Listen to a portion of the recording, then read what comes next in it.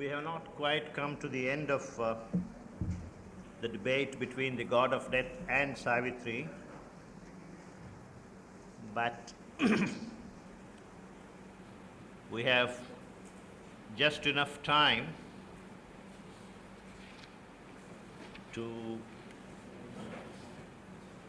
glance very briefly at a few things before we move on to one of the most dramatic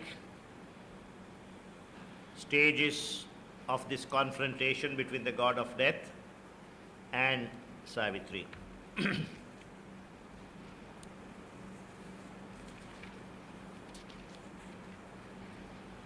Just as the god of death had an opportunity of teaching Savitri human history,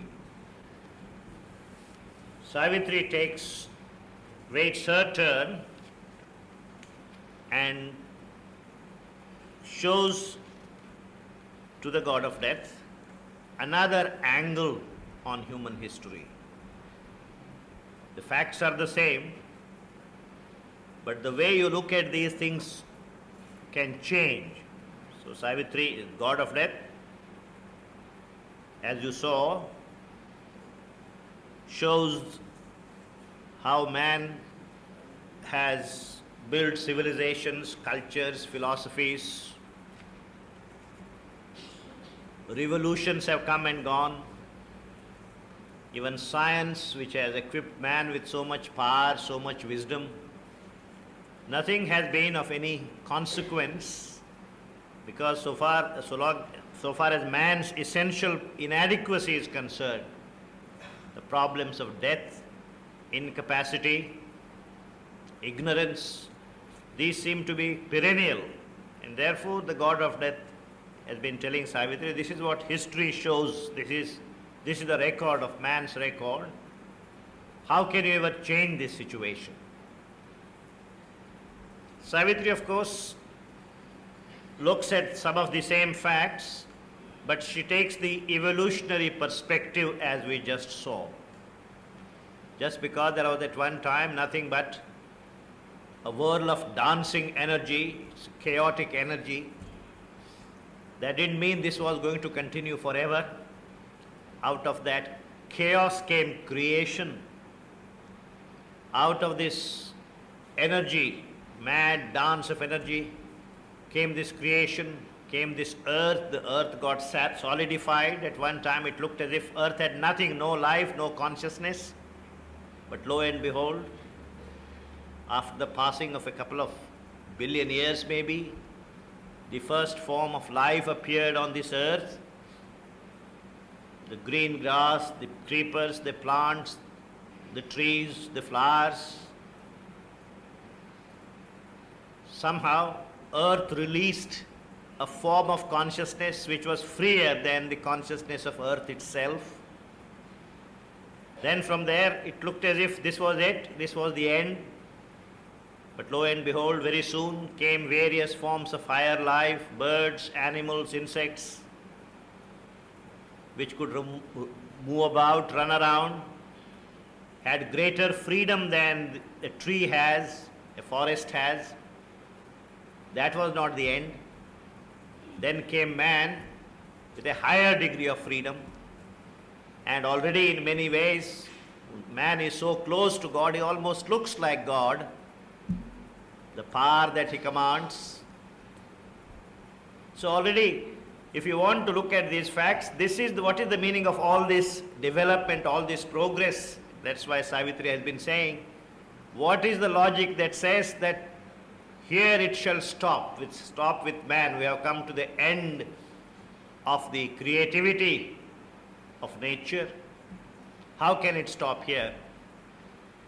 So, this is what Savitri has been trying to impress on the god of death, that this is not a meaningless enterprise. This is not an enterprise necessarily destined to remain frozen at this incomplete stage, half-completed stage which man represents. It has further revelations, it has further development possible. And then she explains to him, therefore, the baffling mystery of this creation and how man tends to misread the signals. It is, as he said, it is a real language, but often mispronounced and misspelled. So the language is there, it's written there, it can be pronounced correctly, it can be read correctly, but right now, with the inadequate light of the human mind, the intellect that we have, we tend to mispronounce it and misspell it, misread it. But it can be read in the proper light, and if you do that, you will find this a baffling mystery, page 657, about 6-7 lines from the top. His being is a mystery beyond mind. His ways bewilder mortal ignorance. The finite in its little sections packed, amazed, credits not God's audacity, who dares to be the unimagined all, and see and act as might one infinite. Against human reason, this is his offense. What is it the human reason finds it difficult to accept, difficult to see, and almost regards as if God made this offense against human reason? What is it? Being known to be forever unknowable, to be all and yet transcend the mystic whole, absolute, to lodge in a relative world of time. The reality is absolute, and yet it has consented to lodge in time and be the relative, manifest itself as the relative and not absolute. Absolute to lodge in a relative world of time, eternal and all-knowing, to suffer birth, omnipotent, to sport with chance and fate. The reality is omnipotent, but acts very often helpless here. Looks as if it is baffled by fate. It has no real power to overcome what looks like fate. Omnipotent to sport with chance and fate. Spirit, yet to be matter. It is spirit, and yet it can be as gross as matter. Spirit yet to be matter and the void, illimitable, beyond form or name. The absolute is illimitable, it is beyond all forms and names, and yet to dwell within a body, and yet it dwells within bodies, and one and supreme, to be animal and human and divine. One absolute supreme, yet it manifests itself as animal, it manifests itself as human. A still deep sea, he laughs in rolling waves. The reality is like the stability, the calm of the depths of the sea, but on the surface, what do you find? Endless waves rolling one after the other. How can the same thing which is so peaceful, so static, can also be constantly dynamic? That is the bafflement of human reason. How is it that the same thing can be both these? Universal, he is all. Transcendent, none. To man's righteousness, this is his cosmic crime. Man's sense of moral good, moral evil, even that very often feels baffled if you look at the world outside. Why? Almighty beyond good and evil, to dwell, leaving the good to their fate in a wicked world, and evil to reign in this enormous scene. The human reason would expect God to intervene. Every time there is injustice in this world, He immediately intervenes and stops that act of injustice. How does God allow injustice to flourish in this world? How is it that the unjust and the wicked flourish in this world? Why does God not put a stop to it? The very first instance you have a manifestation of injustice. And this is something man's human mind cannot understand. I can understand this. If there is a God, how is it he can't understand this? This is the bafflement. To man's righteousness, this is his cosmic crime. Almighty beyond good and evil to dwell, leaving the good to do their fate in a wicked world, and evil to reign in this enormous scene. All opposition seems and strife and chance. It looks as if there is no overall command, there is no Ishvara here, there is no Lord here. Everything is accidental, everything looks like a brute mechanic accident. That's what creation looks like. All opposition seems and strife and chance, an aimless labor with scanty sense, to eyes that see a part and miss the whole. The problem is, with the eyes that we have, with the capacity, the consciousness that the mind has, it can only see a part and sees that part so well that it misses the all. The surface men scan, the depths refuse their search. We are great experts, but experts of the superficial aspects of life, the surface of life. Depths refuse their search. A hybrid mystery challenges the view, or a discouraging sordid miracle. Yet, in the exact inconscient stark conceit, in the casual error of the world's ignorance, a plan, a hidden intelligence is glimpsed. So if you look carefully at what looks like the inconscient stark conceit, what looks like casual errors, casual, without any plan, it's not a planned error, it's just error. That's what it looks like as you look at human history. So many casual errors are committed as if there is nobody in control. Savitri says there is a purpose in each stumble and fall. In each stumble and fall that you find. When civilizations rise and also when civilizations fall, each rise and each stumble, behind it there is a plan. There is a purpose in each stumble and fall. Nature's most careless lolling is a pose. When nature looks lethargic, most careless, and goes about things as if it couldn't care, even that is a pose. It's not real. Preparing some forward step, some deep result.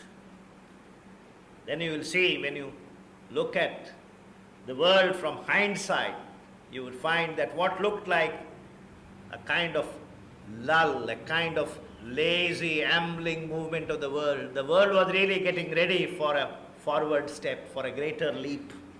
So this is ingenious notes plugged into a motived score. These millions discords dot the harmonious theme of the huge evolution's huge orchestral dance. A truth supreme has forced the world to be. It's a truth supreme that has become the world, that has become consented to be the world.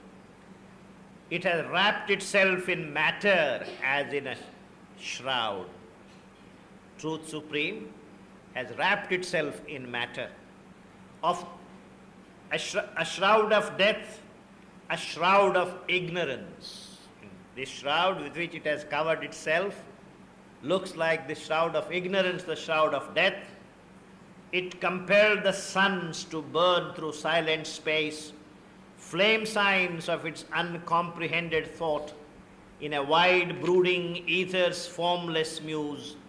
It made of knowledge a veiled and struggling light. It made knowledge into stumbling ignorance. Of being a substance nascent, dense and dumb. From Sat came this world of inconscient, of bliss, the beauty of an insentient world. In finite things, the conscious infinite dwells. Involved, it sleeps in matter's helpless trance. It rules the world from its sleeping, senseless void. Even in matter, there is the divine. Involved, it sleeps in matter's helpless trance. What looks like matter's helpless trance is only one pose of the consciousness of the Supreme. It rules the world from its sleeping, senseless void. Dreaming, it throws out mind and heart and soul. Like a somnambulist, it unerringly rises. In the appropriate time, throws out life, throws out mind, and the evolution looks as if there is some plan behind it. But actually when it was happening, it looked all purposeless, it all looked so haphazard. It to labor crippled, bound on the hard earth, a broken whole it works through scattered points. Its gleaming shards are wisdom's diamond thoughts. Its shadowy reflects our ignorance. Further, we don't have the time to read the entire lesson. Page 659, 3 lines from the top. A demigod animal came, thinking man. Then at a certain stage, evolved here, this demigod, half god, half beast, this man, he wallows in mud, yet heavenward soars in thought. Half the time, he wallows in mud.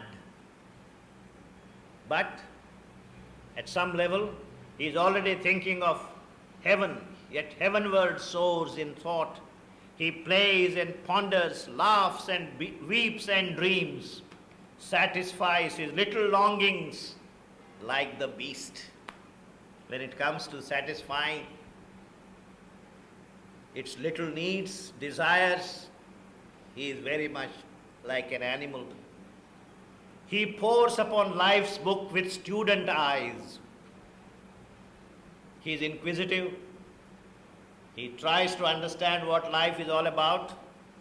Out of this tangle of intellect and sense, out of the narrow scope of finite thought, at last he wakes into spiritual mind.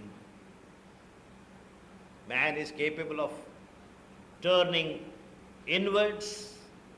He tries to understand this, and gradually he rises to a spiritual mind. A high liberty begins and luminous room. He glimpses eternity, touches the infinite. He meets the gods in great and sudden hours.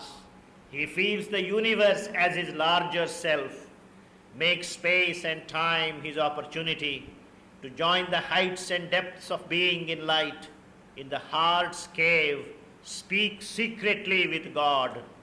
But these are touches and high moments lived. Fragments of truth supreme have lit his soul. Reflections of the sun in water still. A few have dared the last supreme ascent and break through borders of blinding light above and feel a breath around of mightier air. Receive a vaster being's messages and bathe in its immense intuitive ray. Then the god of death, Savitri, describes the higher planes of the mind. Planes first talks about the cosmic thought, the illumined mind, intuition, overmind, supermind. He says, what have you seen of man? This is still the territory in consciousness he has yet to conquer, yet to acquire. And when that happens, this will be a different world, this will be a different human being. This is yet to take place. This is what the god of death is trying to explain to, Savitri is trying to explain to the god of death.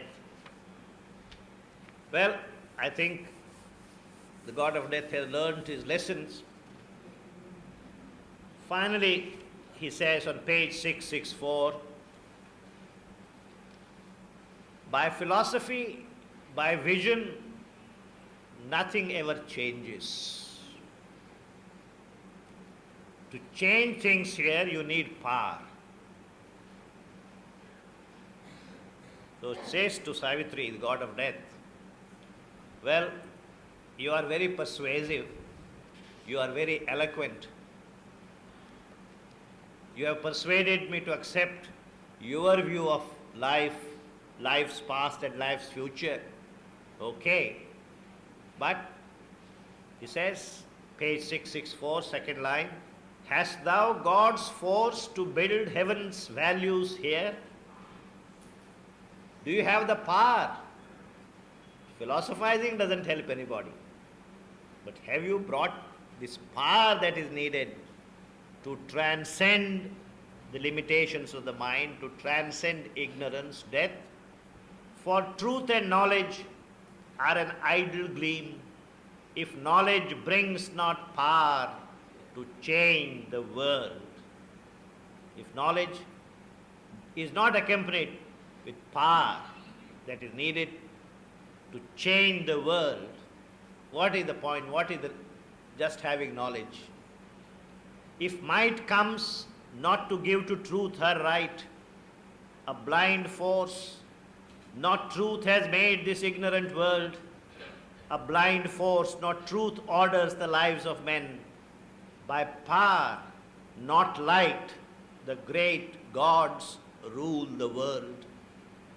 Power is the arm of God, the seal of fate. O human claimant to immortality, reveal thy power, lay bare thy spirit's force. Show me what power you have brought to claim all that you have been claiming for yourself and for mankind. O human claimant to immortality, reveal thy power, lay bare thy spirit's force, then will I give back to thee Satyavan. Or if the mighty mother is with thee, show me her face, that I may worship her. If you have brought with you the mighty mother sanction, her force, reveal to me her face, so that I too might worship her. Let deathless eyes look into the eyes of death. If this Supreme Mother looks into my eyes, that will be the great day for me. Let deathless eyes look into the eyes of death, an imperishable force, touch brute things, transform earth's death into immortal life. Then can thy dead return to thee and live. The prostrate earth perhaps shall lift her gaze and feel near her the secret body of God, and love and joy overtake fleeing time. This is the crunch, this is the great moment. We are all convinced. Books on philosophy have been written, commentaries have been written, but what is needed is the force, the actual force that will make this dream a reality. And so, this is the challenge that is thrown at Savitri now, and Savitri's reply this time is not in words. And Savitri looked on death and answered not. Almost it seemed as if in his symbol shape the world's darkness had consented to heaven light, and God needed no more the inconscient's scream. It looked as if death had decided that he probably is not needed anymore. There is no more any point in hiding the God's face with this veil of death and the veil of inconscient. So death himself was more than willing to surrender. A mighty transformation came on her. As death was looking at Savitri, a great transformation came on her. A halo of the indwelling deity, the immortal's luster that had lit her face and tinted its radiance in her body's house, overflowing, made the air a luminous sea. In a flaming moment of apocalypse, the incarnation thrust aside its veil. The avatar removed the veil which it had put on. Then, when the veil was lifted, a little figure in infinity yet stood and seemed the eternal's very house, as if the world's center was her very soul, and all wide space was but its outer robe. A curve of the calm hauteur of far heaven, descending into earth's humility, her forehead span vaulted the omniscient's gaze. Her eyes were two stars that washed the universe. Then she describes how this great power descends step by step from the Sahasrara until the Muladhara. All these various chakras are invaded, flooded by this new force that Savitri now shows to the god of death. The power that from her being's summit reigned, the presence chambered in lotus secrecy. Lotus secrecy is the Sahasrara. From there, it goes to the Agnya, Vishuddha, Anahat, and so on. All this is described here until you come to the last the chakra here, where he says, that blazing tarred and clasped the world's self above, joined matter's dumbness to the spirit's hush, and filled earth's acts with the spirit's silent power.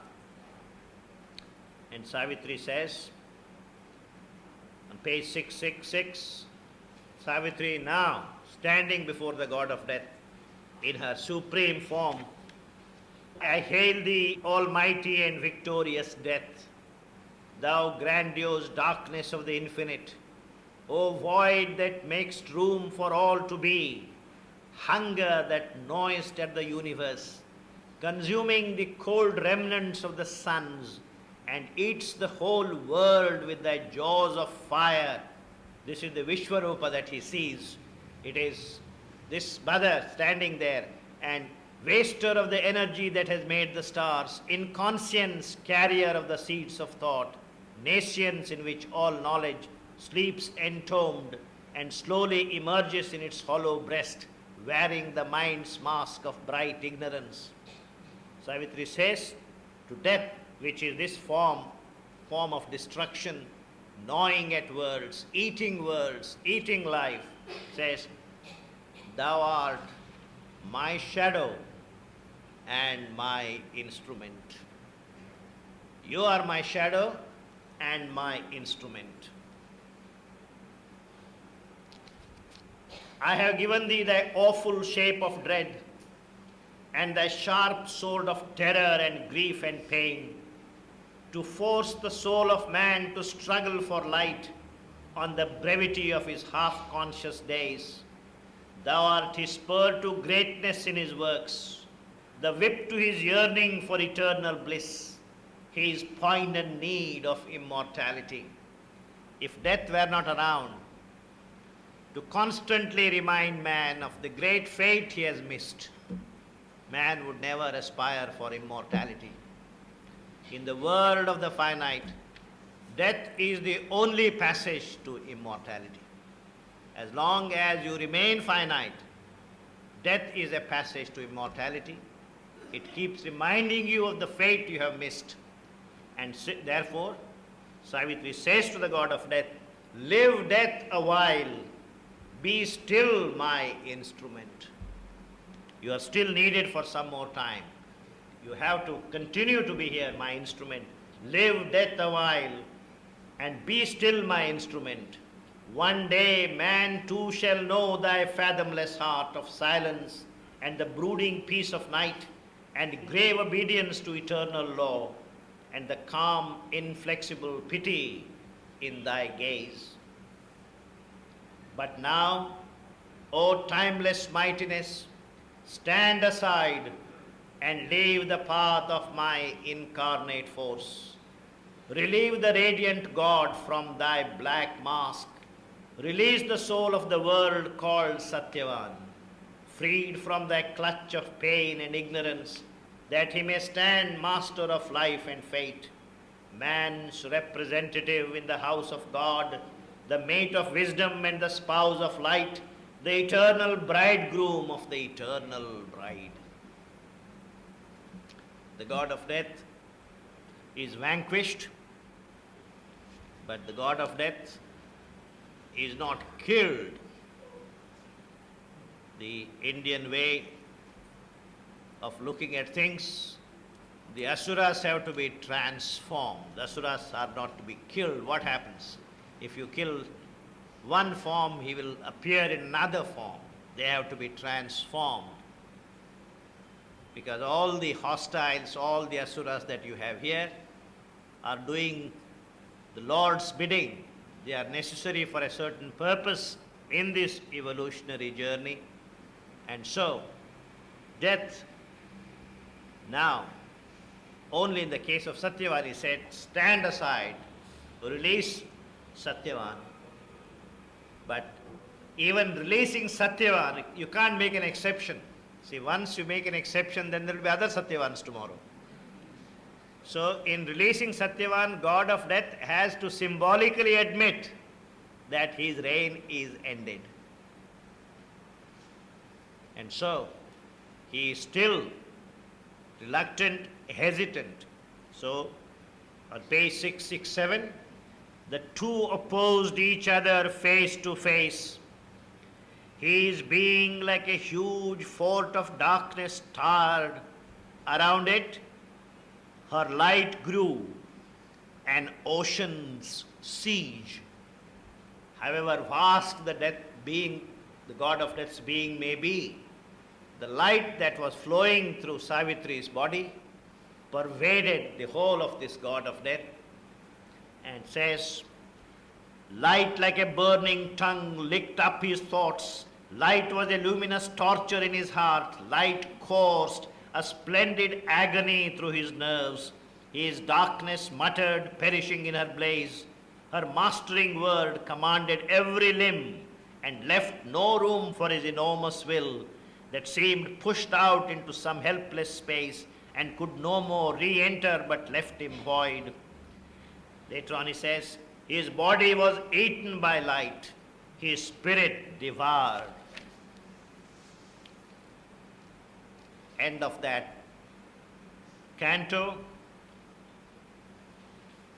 In the dream twilight of that symbol world, the dire universal shadow disappeared, vanishing into the void from which it came. Death disappeared from where it was standing. Before that, Sri Aurobindo describes beautifully, he calls on ignorance, he called on night, please help me, because ignorance and night are his great supporters. But even these great supporters fail him at this crucial time. And Satyavan and Savitri were alone. But neither stirred. Between those figures rose a mute, invisible and translucent wall. The God of death is gone. And yet, they found, although Satyavan and Savitri were alone there was a translucent wall that still separated them. In the long, blank moment's pause, nothing could move. All waited on the unknown, inscrutable will. Well, soon after this, since we don't have much time, I would like to move on. You find, Savitri finds herself in the light of the eternal day. And Sri Aurobindo describes this eternal day on the very beginning of the next canto. A marvelous sun looked down from ecstasy's skies on worlds of deathless bliss, perfection's home, magical unfoldings of the eternal smile, capturing his secret heartbeats of light. God's everlasting day surrounded her. Domains appeared of sempiternal light, invading all nature with the absolute's joy. Her body quivered with eternity's touch. Her soul stood close to the founts of the infinite. Infinity's finite front she lived in, new forever to an ever-living sight. It's a beautiful description here of this eternal day, and later on, how now there is no more the God of death, but however there is another god now in the place of this god of death, and he is described on page 678, the last 3 lines on that page. One whom her soul had faced as death and night. Now, a different incarnation of this same force. How does he look? A sum of all sweetness gathered into his limbs. When he looked, the god of death, he struck terror into people's hearts. Now he is completely transformed. Now what does he look like? One whom her soul had faced at death and night, a sum of all sweetness gathered into his limbs, and blinded her heart to the beauty of the suns. Transfigured was the formidable shape. His darkness and his sad destroying might, abolishing forever and disclosing the mystery of his high and violent deeds. A secret splendor rose, revealed to sight, where once the vast embodied void had stood. This is a totally different being, a transformed God standing there. Sri Aurobindo has, like almost every canto here, packed with so many things. There is a description of the fourfold being, the Virat, the Hiranyagarbha, the Ishvara, and all these four, but we simply don't have time to talk about them. And the fourfold being is described from page 680 to almost the middle of page 682. We simply continue with the story. Page 683, about 3 lines, 4 lines from the top. As from the harp of some ecstatic god, there springs a harmony of the lyric bliss, striving to leave no heavenly joy unsung. Such was the life in that embodied light. He seemed the wideness of a boundless sky. He seemed the passion of a sorrowless earth. He seemed the burning of a worldwide sun. Two looked upon each other, soul saw soul. Now Savitri and this new transformed God meet at another level, and there is still another test that Savitri has to face before she gets what she has been after. Now, something interesting happens here at this point. This new God says to Savitri, you have a choice now. Page 684, better make that God speak. Page 684. I am the inviolable ecstasy. They who have looked on me shall grieve no more. The eyes that live in night shall see my form. On the pale shores of foaming steely straits that flow beneath a grey tormented sky. Then explains two powers from one original ecstasy born, paced near but parted in the life of man. There are two powers which are very close, but in the life of man they have parted. One leans to earth, the other yearns to the skies. One leans to earth, the other yearns to the skies. As a result, heaven in its rapture dreams of perfect earth. The heaven keeps dreaming of perfect earth. What about earth? Earth in its sorrow dreams of perfect heaven. But they don't meet. Earth keeps dreaming of perfect heaven, and heaven keeps dreaming of perfect earth. But since these powers are separated, heaven and earth can't live together. The aim of my yoga to make heaven and earth equal and one. That's what once Sri Aurobindo wrote to the mother. God of death is saying, there are two separate things, heaven and earth. Heaven can dream of perfect earth, earth can dream of perfect heaven. And Satyavan can live in heaven, you will live on earth. There will be a very close spiritual bond between you. You will feel Satyavan close to you, but not here, but on earth, in heaven. Satyavan also will feel that he is very close to you, but you won't be in heaven, you will be on earth. That is the duality, that is what the world is. If this is not acceptable to you, there is another thing you can choose.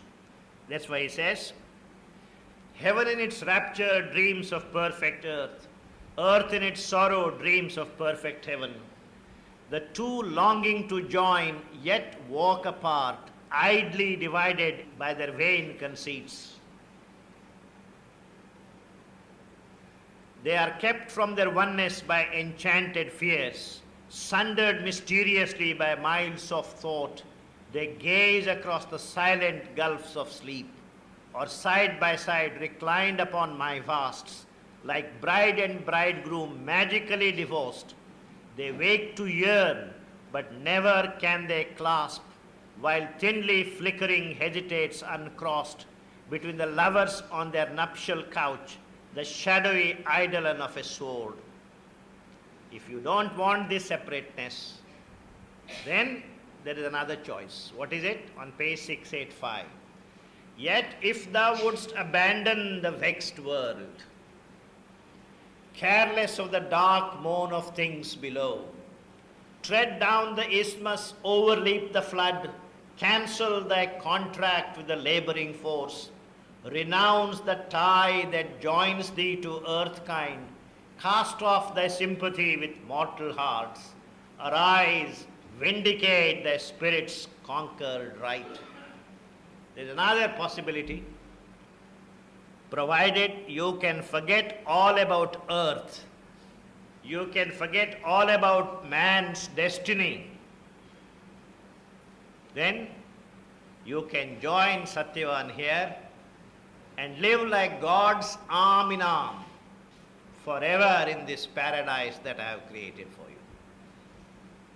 Either live Satyavan in heaven, you on earth, but the bond between you will never be loosened. There will be this duality, you will be in one place, he the other place, or you can come here and live forever and ever in heaven. Ascend, O soul, into thy blissful home. Here in the playground of the eternal child, or in domains the wise immortals tread, roam with thy comrade splendor under skies, spiritual lit by an unsetting sun, as Godheads live, who care not for the world, and share not in the toil of nature's powers. Absorbed in their self-ecstasy they dwell, cast off the ambiguous myth of earth's desire. O immortal, to felicity arise. This is a bait. Which one do you want? And let us see what Savitri has to say. We'll take a break.